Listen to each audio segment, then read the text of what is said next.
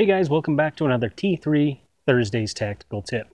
So today on T3, Yoki Maurx is going to give us some ideas and some tips for what we can do if we happen to be carrying and we get pulled over by the police. Now I want you guys to keep in mind that a lot of what he's talking about is very much specific to the state of New Mexico. You need to pay attention to what the laws and rules are where you live.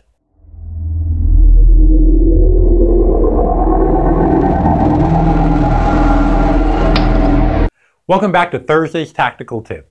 I'm Yoki Maurx here at Warrior's Edge Armory. Today we're going to talk about something that you may not really view as a tactical tip. But think about this. The chance of you needing to pull your firearm and engage a deadly force, not super common. Yet, if you're a good firearms owner and you carry for a defensive purpose, you go to the range and you practice. You practice drawing, you practice engaging targets, you work on your marksmanship training. But let me ask you this. When was the last time you thought about, what do I do if I get pulled over in my vehicle by a police officer and I'm either carrying or I have a firearm in the car? Think about it, it's a lot more likely occasion than actually needing to draw your gun and use it for a defensive purpose. So that's what we're going to talk about today. Now, I spent 8 years as a police officer in Albuquerque, New Mexico. One of the things that I did every time I approached a traffic stop is I'd ask the driver of the car for their license, their registration, and their proof of insurance. And then I would ask them if they had anything in the car that I needed to be worried about. Any guns, bombs, drugs, anything that could stab me, poke me, shoot me, or blow me up.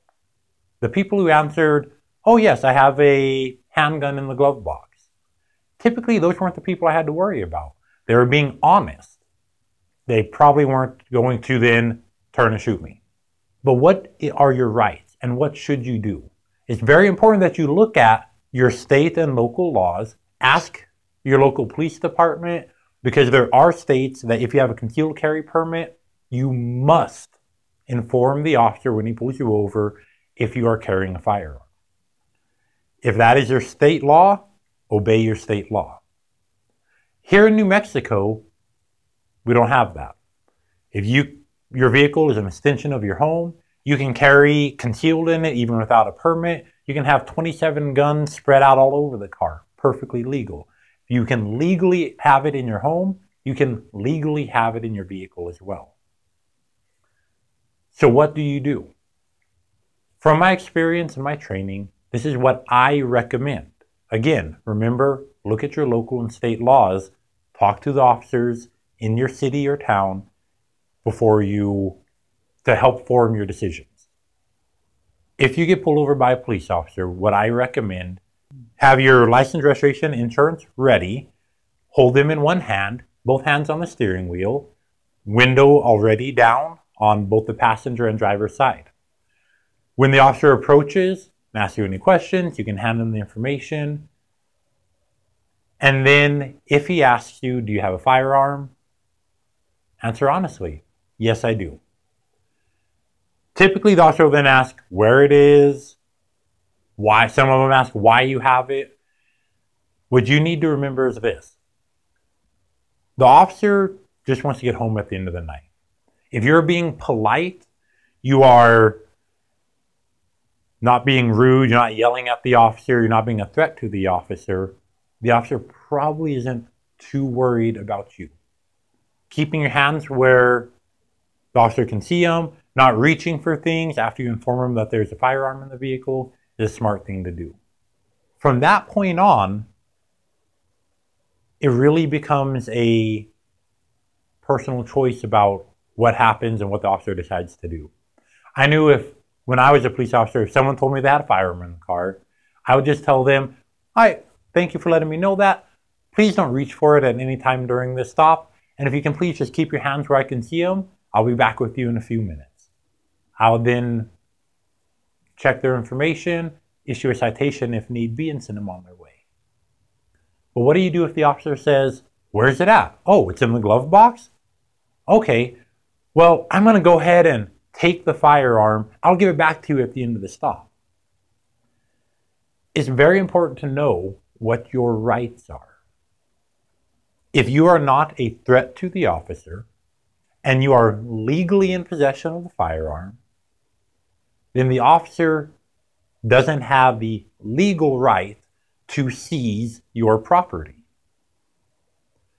You have to decide if you want to exercise that right and possibly upset the officer. You have the right to say, "Officer, I do not want you to take my firearm, even if it is only for the duration of this stop. It's your personal property. If they don't have probable cause or reasonable suspicion to remove that firearm, they can't do it without a warrant." What you then run the risk of, though, is the officer